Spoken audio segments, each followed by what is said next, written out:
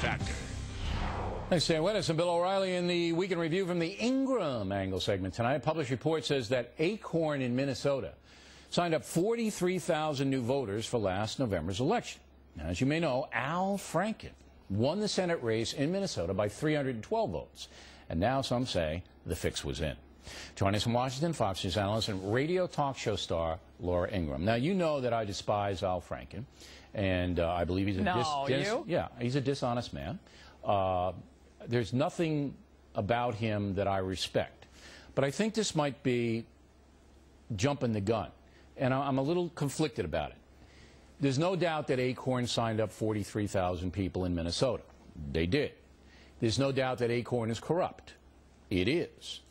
But to make an accusation that, without any proof, that some of the ACORN voters were fraudulent, and therefore Franken didn't really win legitimately, because you know all the ACORN people voted for Franken. I don't know if that's fair.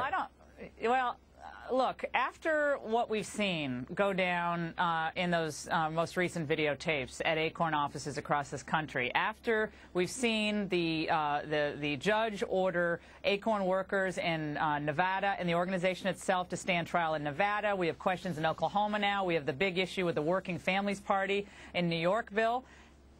I think it's legitimate to ask all these questions. Oh, I do think it's legitimate to ask the question. Absolutely. Yeah, absolutely. And look, we had 400,000 of the ACORN registrations tossed. All right, they were tossed. Of the 1.3 million that were signed up over 18 battleground states, including Minnesota, we had 400,000 tossed. Right. So I would like to see Governor Pawlenty in Minnesota put his election commission people, or maybe even the... I'd like to look at it. Yeah, to take a look at it.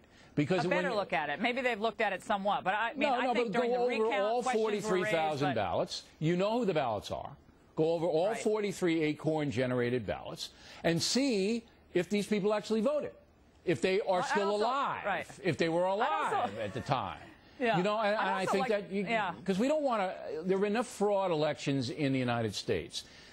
This one with the 312 margin, this is what disturbs me about this. Well, 43,000 votes, all going to Franken. He wins by 312. About, Bill. Go ahead. Yeah, remember what we talked about so many months ago? I said if a Republican only wins an election in the United States by 1,000 votes or fewer, you can bet your bottom dollar that by the time they recount those votes, the Democrat will have won. And that's exactly what happened with Franken. Coleman was ahead at the end of the vote. I mean, okay. So let's ask. Was in. I mean, that's what I thought. Let's respectfully ask Tim Pawlenty. Now, I don't know legally, once an election is certified, whether if voter fraud comes to light, you can it's a much tougher case. I mean, there's a recall. I'm sure there's a recall provision in Minnesota. I haven't studied the Minnesota election law, but look, what we know now about ACORN, okay, nothing should surprise us that this stuff happens. And nothing. No, and nothing would. Look, I would just like to see it as an exercise for the state of Minnesota to help clean up the election. You got 43,000 votes, or 43,000 registrations. You can easily see how many of those people voted and whether those people actually exist. Yeah, they're not Mickey Mouse. They were forged. They're not, multiples. Right. So let's ask Governor Pawlenty to do that, and we'll give the Factor audience on Monday his reply. Now, fantastic.